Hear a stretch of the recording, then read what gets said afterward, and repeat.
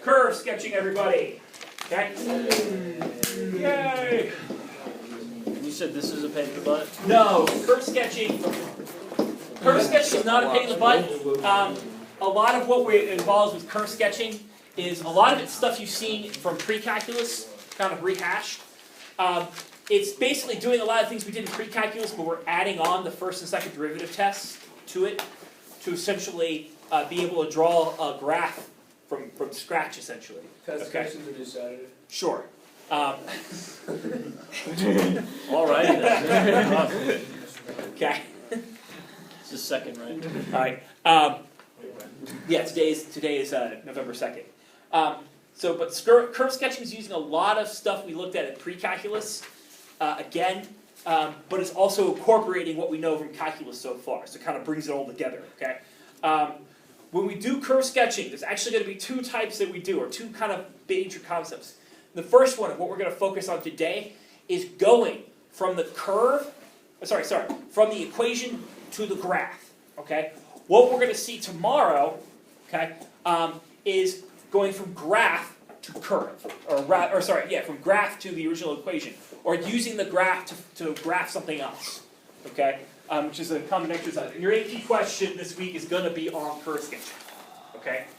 All right, curve sketching. We have three kind of major guidelines we want to follow when we curve sketch. The first thing you want to do is find the domain.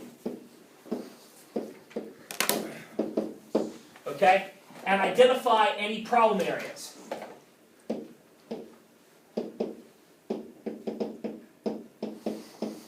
So asymptotes, holes, etc.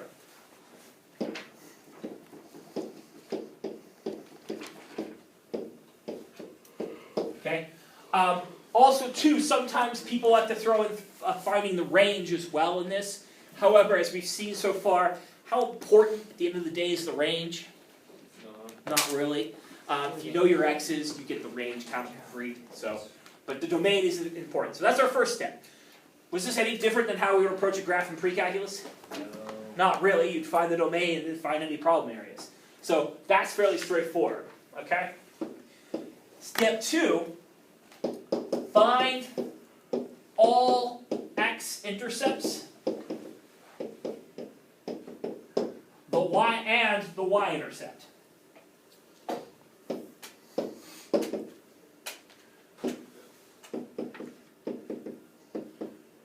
Okay? Also, too, at step 2, if appropriate, a kind of an optional step. Find the horizontal asymptote.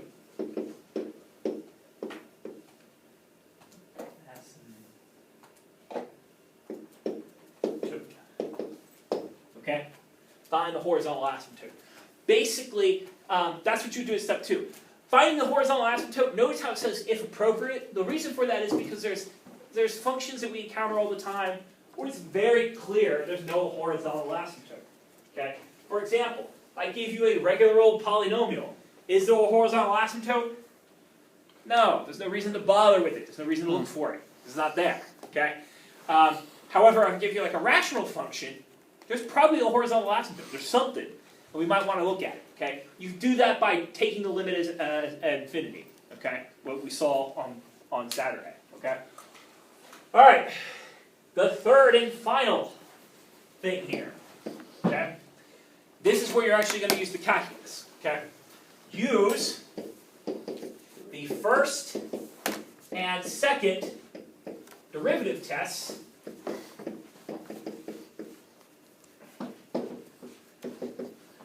to find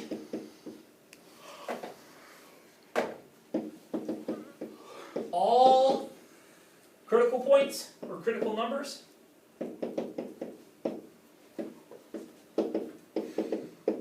okay, to also find intervals of increasing or decreasing,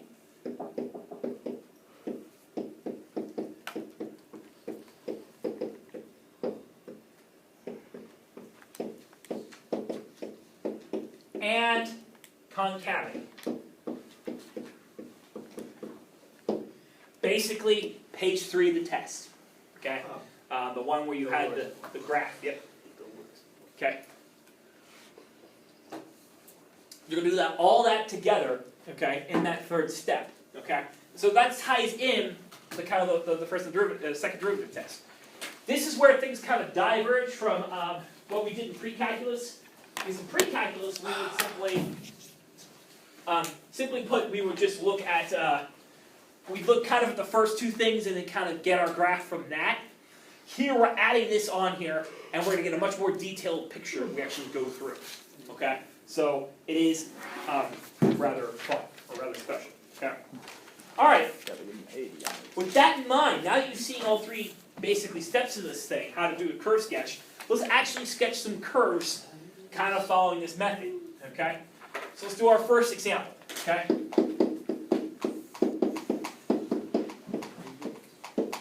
Okay?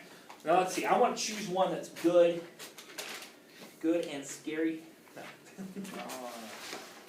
Halloween's over, Mr. L. I know Halloween's over. It's sad. Okay. Okay. Alright. This looks so good, it's scary. Alright, let's have one that we basically will sketch in this manner, okay? Our first example, let's take a look at the following. It will be, let's look at, I like this one. 27 on page 215. 3x to the fourth was 4x cubed, okay? And what we want to do is we want to sketch this by hand. We do not want to use a calculator to find this out, okay? That's the whole purpose of this, is to try to do this without the calculator, okay? So, rule number, so kind of the first step was to do what? Determine find the domain. What type of function is this? Polynomial. So, do we even need to bother with the rest of that? Nope. No, the domain is all real numbers, they exist everywhere. There are no holes, no asymptotes, nothing weird. It's just a regular old polynomial, okay? Alright, so step 1's done. Step 2, okay, was basically unknown, and step 3 is profit. No. Step 2 is to find basically x-intercepts and y-intercepts in this case, and if applicable, horizontal asymptotes. We already know no horizontal asymptotes need to worry about it. So, I can factor from this thing an x cubed, right? X cubed, and then have this be 3x plus 4, okay? So, what are my x-intercepts going to be? 0. I have x-intercepts at 0 and minus 4/3. Okay? That's the other one I get from the 3x plus 4. Great! How about y-intercepts? How many of those do I have? My answer is always 1. There should only ever be one y-intercept. Okay? If it has a y-intercept, there should be 1. How you find the y-intercept, by the way, is you just put in 0 into the equation. So this one happens at 0, right? The y-intercept's at 0. In fact, the x-intercept and the y-intercept are going to be the same point here. Okay? So I'm going to go ahead and mark those on my graph here. I got one at the origin at 0, 0. The other's at minus 4/3. That's a little bit bigger than 1. So we'll go ahead and we put that spot on there. Okay? So those are the two intercepts that we've got, or 3 intercepts if you consider the y-intercept to be a distinct intercept. But there you have it. Okay? So those are our first 2 points we graphed. Any questions there? Nope, right? Now we kind of know what this thing should look like at this point. We know it's going to come down low, okay? Cross here, have a maximum, cross again, and keep going down. We know that from pre-calculus. The thing passes, actually I'm sorry, I did it upside down in fact. It's the other way around. Thing is, it has positive end behavior is positive. So it should start here, go down, come back up again. And both these roots are odd roots, meaning they cross instead of bounce. Okay? So from that, I've got a general idea. But I want to fill in the picture completely. Okay? And that's going to take, using our next step, taking the derivative and finding out, setting it equal to 0, okay? So the first derivative test, it was what? So it was 3x to the 4th, so it's going to be 12x cubed plus 4x cubed. That derivative comes out to be 12x squared, okay? Any problems with that so far? No problems. What can I factor out of that? 12x squared. 12x squared, okay? And this would become x plus 1, right? Mm-hmm. So I should have a maximum, okay? Or I should have critical points at x equals 0 and x equals -1, right? Those should be my critical points, okay? Now what I'm going to do is sign analysis to determine which one's a maximum, which one's a minimum. Or if I have some weird third type of critical point, okay? Like a saddle point. In fact, actually, we should already know there should be a saddle point, okay? Yes. 0, by the way, is a saddle point, okay? But if I did my sign analysis here, -1, 0, okay. Prior to -1, so -2 is the thing positive or negative. That would be positive, that would be negative, so it's negative, okay? -1 is a single root, so it crosses there, so it becomes positive. 0 is a double root. So using sign analysis, I know it's going to stay positive after 0, okay? So 0 is a saddle point. It's not a maximum, it's not a minimum, it's just a saddle point. -1, though, is a minimum, okay? So I have a minimum at -1. Now, the other thing I'm going to do here, though, is, unlike before, when you're just asked to identify a minimum, you just want to say this is the minimum, okay? In this case, though, because I'm actually sketching this graph, I want to know what the y-coordinate is of my minimum. So I go back to my original equation and plug -1 into it, okay? If I did that, I'm going to get 3 minus 4, right? True. And what's 3 minus 4? -1. So I have a minimum at -1, 1. Okay? -1, -1. -1. Yep. 1, 1. Okay? What? Right there. Huh? Okay, sorry. Never mind. -1, 1. Okay? Now. -1, -1. -1, -1. -1, -1. Sorry. Okay, that's. Sounds like the first time you said Oh. What was I saying? -1. Oh. Yeah, I guess that would be wrong, wouldn't it be? 1. Be -1, -1. Yes. Okay. I guess I was So saying you -1 plug and 1. you plug -1 back into the original equation. Yes, back into the original equation. That's what I did. Okay. Negative All right. 1. I'm not quite done yet.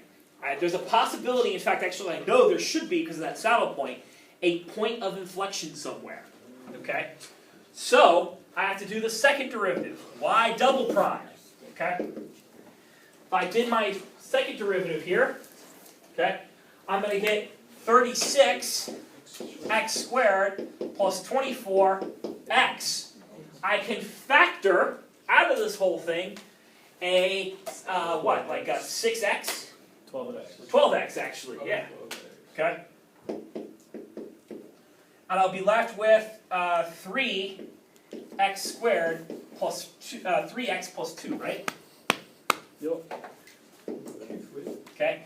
Well, that's kind of crazy weird. That gives me, in fact, 2 points of inflection, right? I should have one at 0, 2/3. okay, and another one at negative 2/3. Okay? So these should be my points of inflection. Okay? So let's see what the concavity comes out to be here. These are both single roots. Let's make life easy. Let's jam to the second derivative 1. Can't do 0 because 0 is already there. If I did 1, I'd have positive, positive, right? So it should be positive concavity, negative concavity, positive concavity again. Okay? So, negative 2/3, okay, is going to happen. 1, 0, 0 is already a point. So 0, 0 is a saddle point and a point of inflection. 0, 0 is a weird point in this case. Okay? But we had another one at negative 2/3. So what do I have to do? I have to plug negative 2/3 back into the original equation because that needs to give me what my the full coordinate of that critical point. Okay. Well, it's not so bad here. Let's do it. Negative 2/3 to the 4th power. That should be 3. 2 to the 4th is 8. 3 to the 4th is 81. It should be positive. So 380. This plus this one will be negative, so it should be minus 4 times. Oh, I did this wrong. It's not 8, 16. Yes. Seems very tedious. Well, you don't normally get ones these long. Okay. 8 over 27. Okay. What's the point of doing this since I was plugging in the Why can't we calculator? just put it Okay. in the calculator? Well, and call here's it the deal. a day? What's going to happen to the 3 and the 81? Cancel to give you 27, right? Right. So I have 16 27ths minus 32 27ths, which is negative 16 27ths, which is They're both about in cubics. the middle, actually. It's close to halfway, right? So at 2/3, right there, is the point minus 2/3 minus 16 27ths. I have a point of inflection. So this thing came down, okay, leveled out again, and then came up. So it did this kind of wavy thing right there in the center, or concavity changed a few times. How exciting. Okay, but there we go. I just sketched this whole graph by hand, okay, without having to use a calculator to find it. Okay, and that's something you may have to do On the first trimester exam? on the first trimester exam and on the AP. Okay, Gosh darn it. that's what it looks like. Wait, It's how- all possible though. Again, it's just a matter of finding all the points. Would that be on the non-calculator section of the first Of course it trimester would be. exam? How do you know Okay. there's a little saddle thing? Oh. Yeah, I know this is a point of Oh, that's inflection. just where it's Okay, zero. so the concavity has to change, but the 0 was that weird saddle point, and so it did something weird there as well. Okay, and the concavity after that 0 was positive. Remember, so there's a weird. It's alright. The concavity is a bit bizarre, Oh, alright. and I'm not drawing it probably as best as I could because I'm just I got not that good at drawing, but that's what it comes out to be. Okay, something that looks a little bit like that. Okay. But that was an example of doing curve sketching, okay? Any questions there? So a lot of analysis, and you're finding all the information there is about it, and basically plugging in and drawing it, okay? Your homework tonight is just going to be more of doing this, okay? All right, Yes. let's see. We could do another one. Well, let's see, yeah. Let's do one that's more like a, Oh. Wait, can I see the sign analysis of the last one real quick? yeah. The last one. It was positive, negative, positive. Wait, so how'd you know to make that as the graph? Because as I was figuring all these points out, I was putting the points in. Okay? And the sign analysis I was doing was telling me intervals and where it's positive and negative. Don't laugh at me, hold on. Okay. Wait, so It's funny already. the concavity is negative until it reaches 0? Yes. It's concave up, then concave down, then concave up again. Remember, 0 is that weird saddle point? Yeah. So basically what it's doing around 0 is if we zoomed in there, it'd come down, flatten out, and then come back up again. Like that. Okay? And so there's where 0 is. Okay? Here's where minus 2/3 was. Here's where, what was it, 4/3? Minus 4/3? Oh, okay. Okay? And so what's happening here, it's clearly positive there. It's clearly positive after 0. But if you notice, there's this little region right there where it's going to be negative because you're kind of curving up to that saddle where 0 is.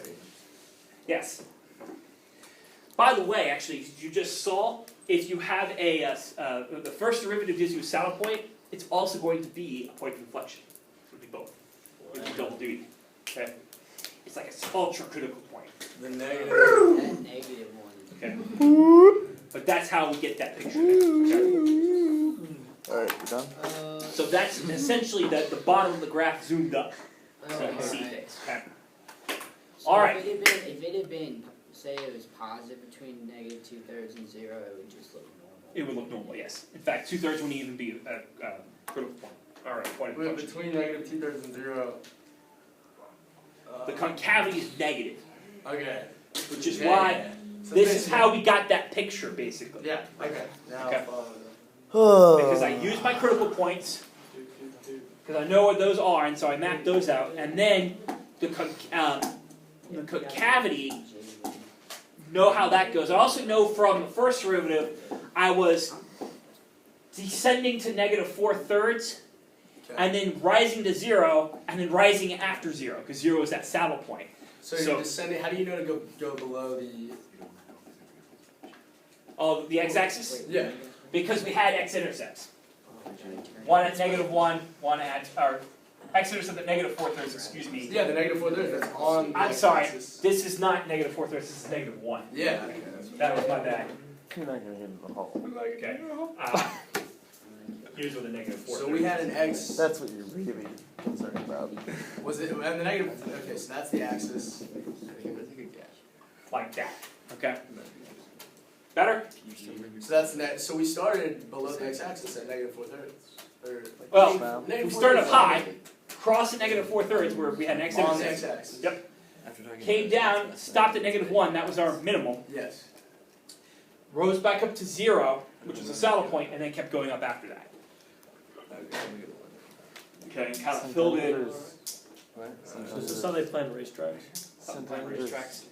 No. What do you mean racetracks? Like, you know, Formula One? Oh, Formula Run? No.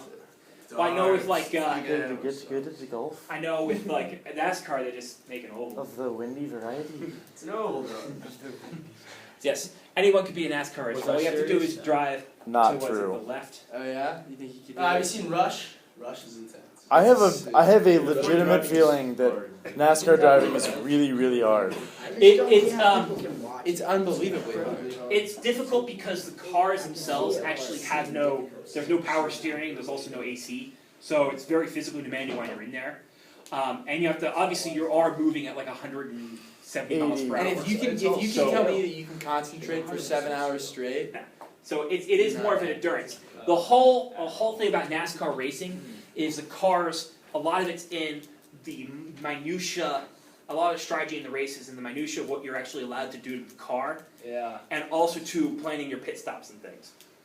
Yep. And when to pass people. It's like when I just it's don't like get Lauda it. and Yes. the two So what you're saying is Formula Hunt it's like saying Lauda. golf. Really easy Um, game.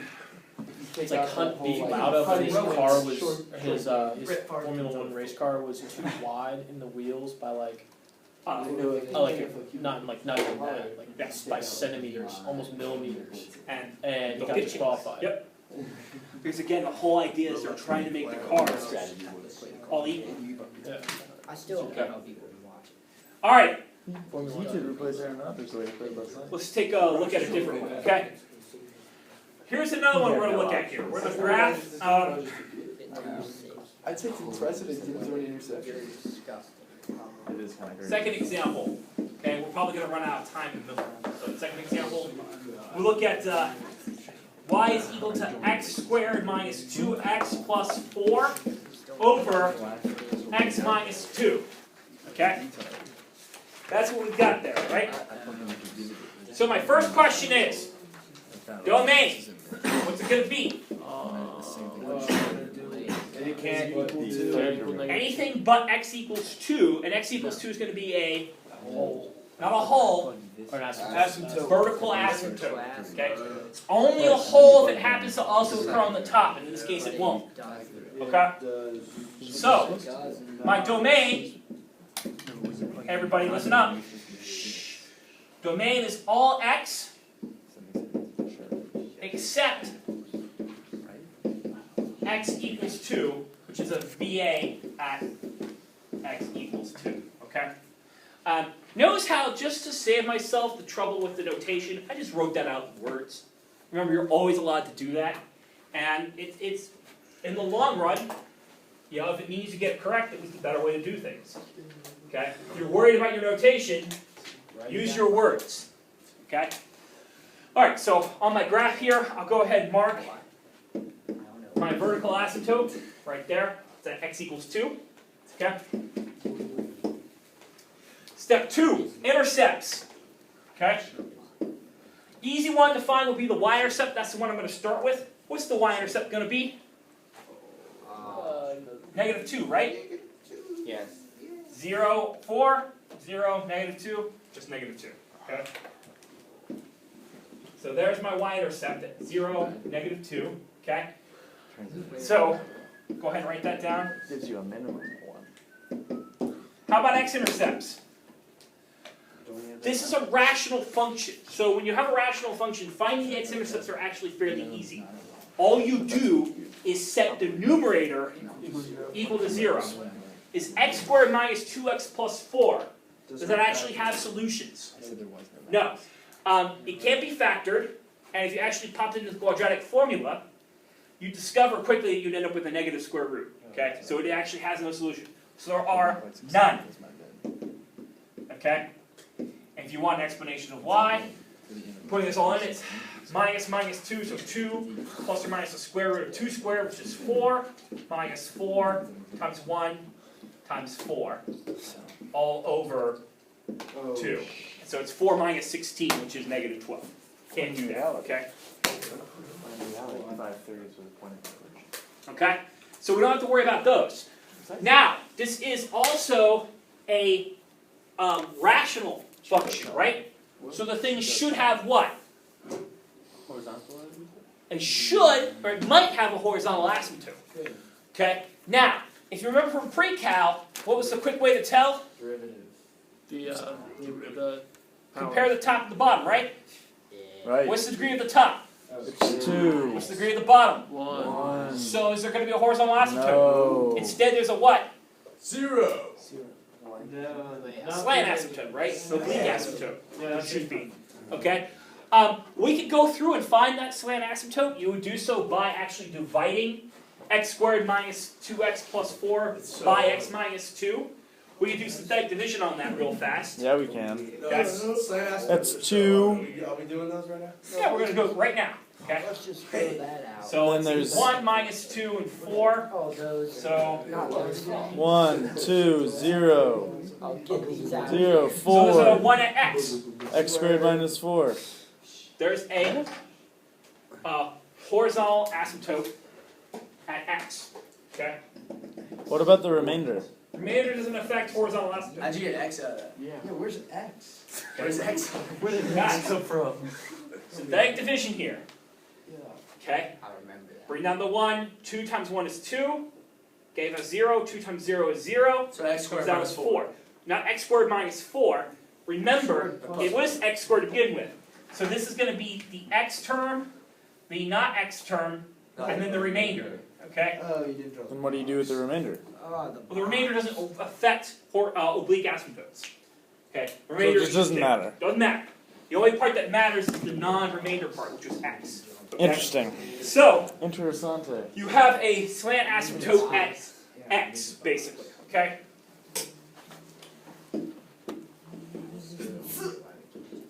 Okay? Now, to finish this off, we want, okay? We want the other pieces here, okay? Excuse me. We want to find the maximums oblique asymptote. Okay. Slant asymptotes are technically oblique asymptotes. Okay? We're going to do the derivative to figure out what the maximums and minimums are. Okay? And we're also going to do, so we do that, so it's y prime, oops, that's not y prime, that's y sub 1. Y prime of this thing, what rule do I have to use on the original function? The quotient rule. Low d high minus high d low. Low squared. Low times derivative of high minus high. What was it? Minus x plus 4 times derivative of low over low squared. 1.5 minutes. Okay? In this case here, you do want to clean this up because we're actually setting it equal to 0 and solving it. Okay? So 0 is equal to, we clean this thing up here. This is going to be 2x squared, shh, guys, pay attention, minus 4x minus x squared minus plus 2x, excuse me, minus 4, all over x minus 2 squared, okay? Clean this up further. That goes away there. That becomes a 2x and we have minus 4. So we're going to get this to be x squared minus 2x minus 4, That factors. okay, over x minus 2 squared. I don't think that factors. Okay, it doesn't look like it factors. However, it does have real solutions, doesn't it? Okay? You're right, it doesn't factor. So it should give us a real I'm solution here, stupid. okay? If I had done things correctly. Alright, so you come through from there and get all the things and be able to fill in the points, okay? Alright, everybody. Have a good afternoon. Yeah. Mr. Dowell.